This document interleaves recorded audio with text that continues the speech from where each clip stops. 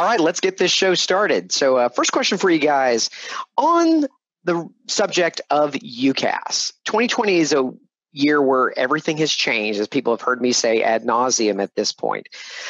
For you and your marketplace, how has the UCaaS strategy changed, and is it for the better or for the worse? Jennifer, what's the story at Mitel? Chris, there's no doubt about it. We're in a transformational change in age, and I think that COVID-19 has really accelerated that, really brought it to light, by the way. So many businesses had to change their strategy overnight. They weren't set up with the right technology. And I think the convenience of remote working has now become a necessity, for all businesses really worldwide. So the ability to provide a seamless collaboration and flexible work arrangements to all these companies is an absolute must. It's critical. And I think the providers now have to make that shift in really getting these solutions up and running and deployed immediately for that business continuity.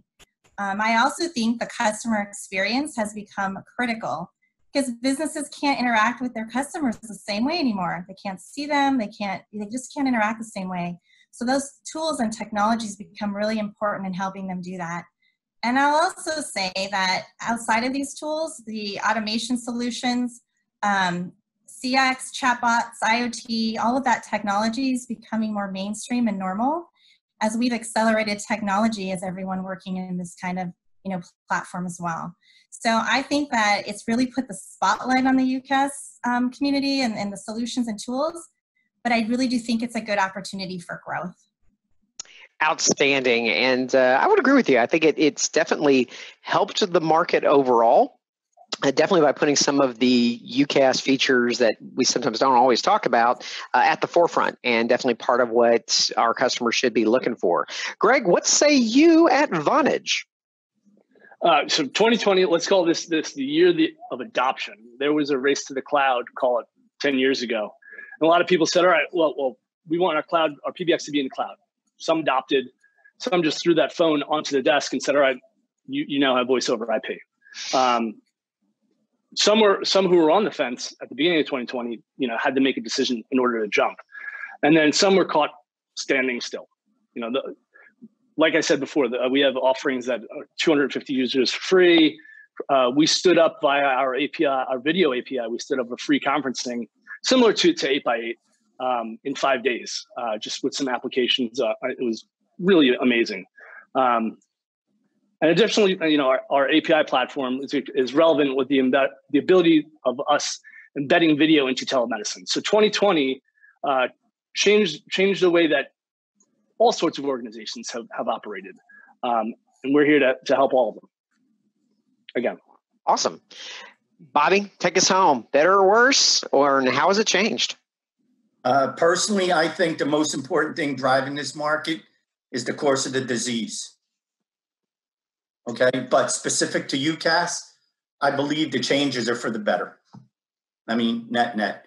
So it's not a question of will our customers be moving to the cloud? It's when, right? And as Jennifer had stated, I think COVID-19 only accelerated it. You've heard from all three of us talk about the need for speed, the velocity of turning someone up. That's because their whole world got changed around. So I'm not sure if you guys, but our CEO, Vic Vernon, made a statement that recently he said that we're in the golden age of telecom for all the wrong reasons. And if you think about it, we are now on the spotlight, that being affording them the communications for them to supply their customers. And again, not for any reason any of us wanted, right? But our customers' priorities, they've changed. They've changed because their priorities now are based on their employees, on the safety, and the ability to communicate with one another. And what we're finding is it always used to be about growth, right? Your customers, our customers. It was always about growth, but now we're seeing that shift from growth to safety and flexibility. So customers are now relying on cloud communications more and more, and the flexibility they need to run their business, right? So between our contact center and a mobile application, we provide them that flexibility, right? Giving them the desktop applications, following the employees to stay connected. So to finish my answer, and before you hit your buzzer and sound, I will make sure. Oh, it's coming! It's coming. I know. And I'm going to get one of the look, the way I see it, Bobby Hall, the way I see it is, as America reopens, and now every state is, and partially at least reopened, I believe we need to start thinking beyond COVID-19, because there's always going to be a next crisis. So, Chris, when you asked me a month ago, hey, Bobby, would you sit on this panel? Sure. I started to thinking about, okay, no sales pitch, but what's affecting us? So just this past week, the civil unrest has been gut-wrenching. So when I say there's always a next crisis, for anybody that's in the Southeast, just this morning, right?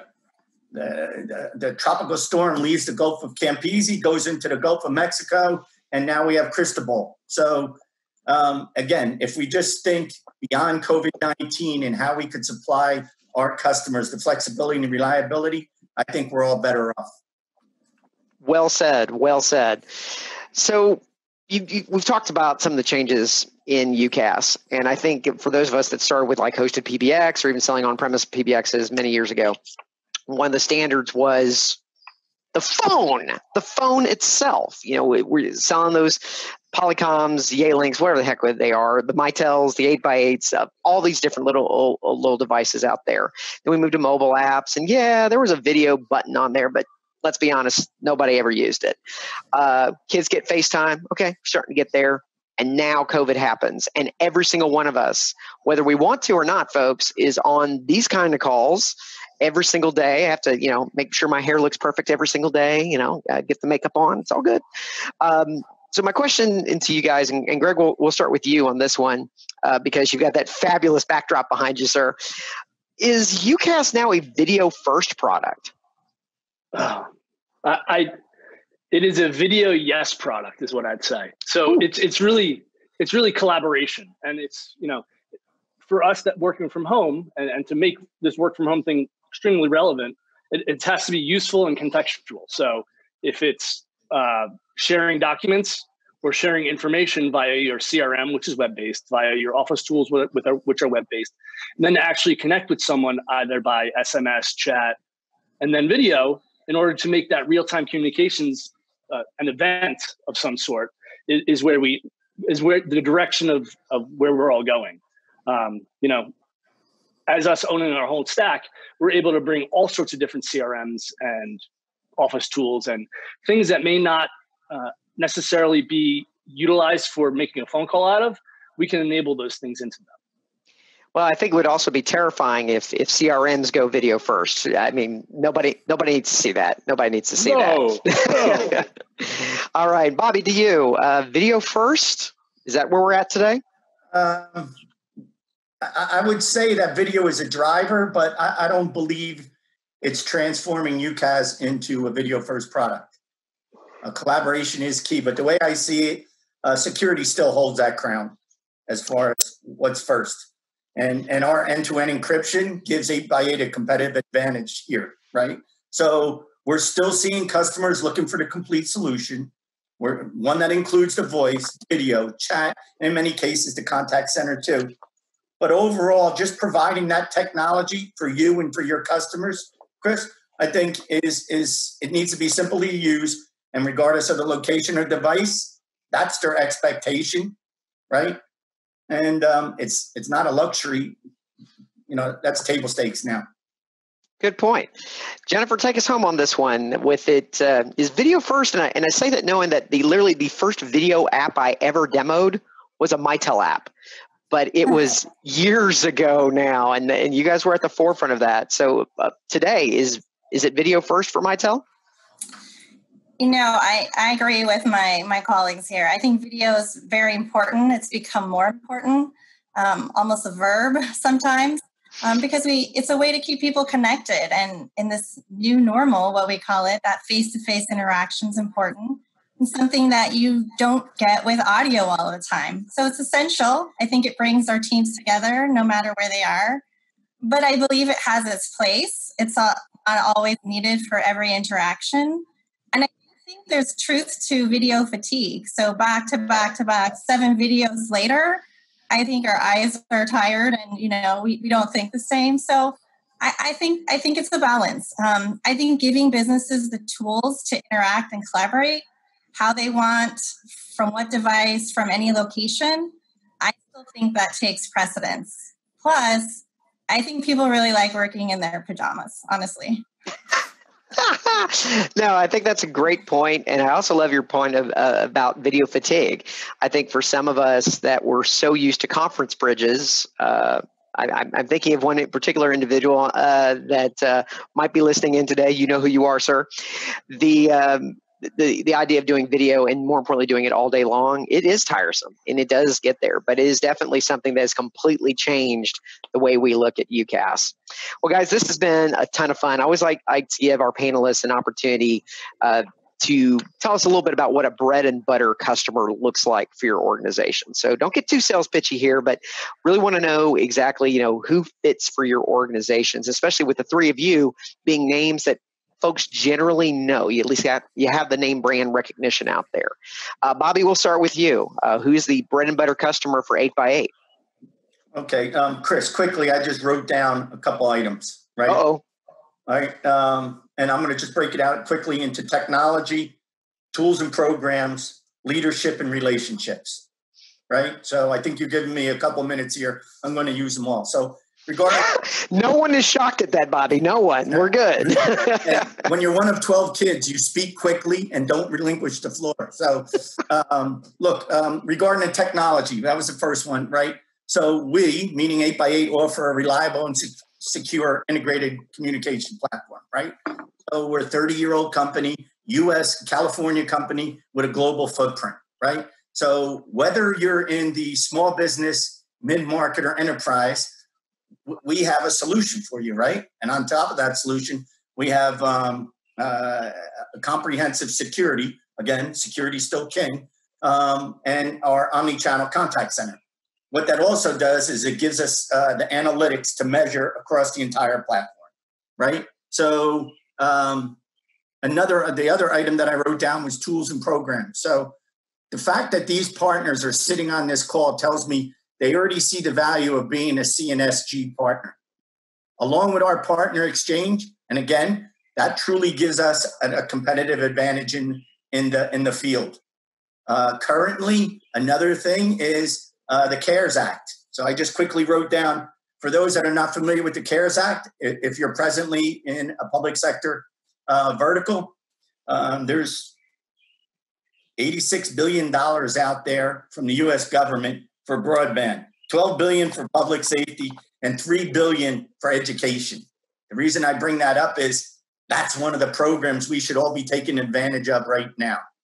The other thing I had was leadership, and I'm probably going back to our present state, but after watching the current events unfold, Lord knows we could use some more of this, right? So with that said, to your partners, Chris, knowing they have the full support of 8x8 because we are a channel first company, as well as your CNSG team, we have a proven model, a model that's built for success.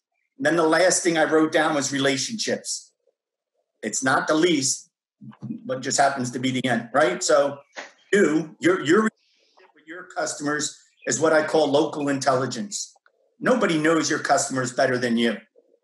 But as I mentioned earlier, how you leverage the support that we give you from 8x8, as well as the tools and programs from CNSG, you'll be able to attack the field. So one last item. It's only an hour-long show. You're fine. You're fine. He's lying. Jennifer, he's lying, right? So there was a comment because we're talking about present landscape. We're talking about our partners and our customers, right? So a month ago, we have a balance of being sensitive enough for what our customers and their customers are going through, but at the same time, being able to sell our solutions. That's a balancing act. So John Delosier, who is our global channel chief, said to me a month ago that we should never have to apologize for having awareness of water during a drought. And that is stuck in my car. And if he's listening, I'm sure I'm going to hear about it. But the point I'm trying to drive home is for all your partners out in the field, for everybody at CNSG, I think the time's now. We're in the right field. We have the right solutions. And now I will be quiet, Chris.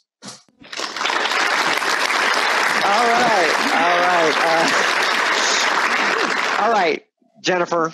By the way, Bobby, you know we love you. We love your whole team out there. Just give you a little bit of heck. Jennifer, for you, with Mitel today as one of the market leaders that we have out there, what's your bread and butter customer?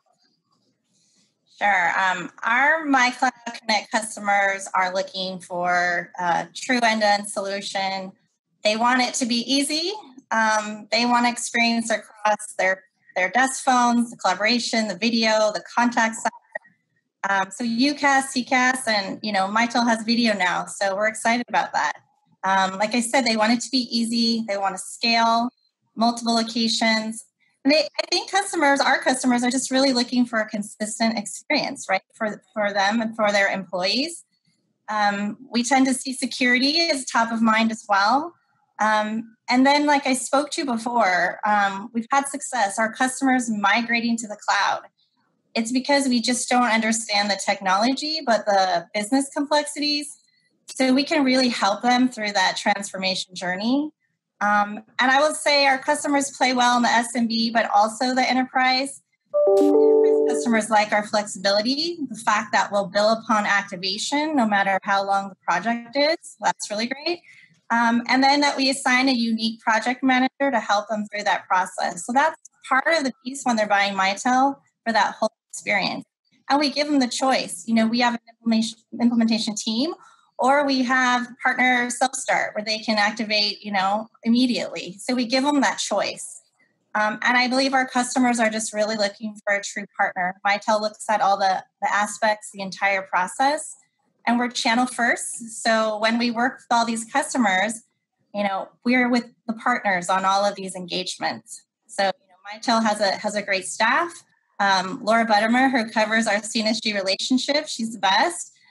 So we can help you through any of those needs. So we're excited. We thank you for the partnership, and we look forward to working with everybody. Thank you so very much, Jennifer. We greatly appreciate you and Mitel, of course. Now, here's where I made the biggest mistake. For the last word of panel one, I've given it to Greg. So, Greg, dear Lord, what is the bread and butter customer for Vonage? No pressure. So Vonage has a few entry points. We could start off. We're the most flexible communications platform in the world. It's actually, I think we had to get authorization to do that. Entry point one could be our UC. Our UC is basic cloud PBX functionality. So integrating CRMs, the ability to seamlessly communicate in different channels like SMS and video, as well as social. Next is our CC environment. If you're involved in a Salesforce opportunity and you're not bringing Vonage in, we win it 45% of the time. And those are pretty high dollar sales in the contact center world. What's even better is that we're rated #1 on the Salesforce App Exchange. So the people that are buying it also love it. And they're taking enough time out to say, hey, you know what? I really like Vonage. And next up on that front is the ServiceNow integration. That's fairly new for us, just announced, but it's going to undoubtedly make some noise considering how big ServiceNow is in the channel. And finally, our APIs, the amorphous CPaaS platform has the ability to provide things like 2FA. So what is two-factor authentication? It's you sending a text to a piece of software, that piece of software verifying that's you, and then you're in. And then video. Obviously, our video has been huge in the telemedicine called Vertical. We stood up our video, our top box, our video application in 5 days. And with that, we can enable applications with communication channels within days. And I don't know that anybody else can do that and be as flexible as Vonage. Look, we own the whole stack. Come to us with a problem to solve, and we'll do so. Can I drop the mic? Awesome. And you drop the mic and run off, all right? Or fall back into that background.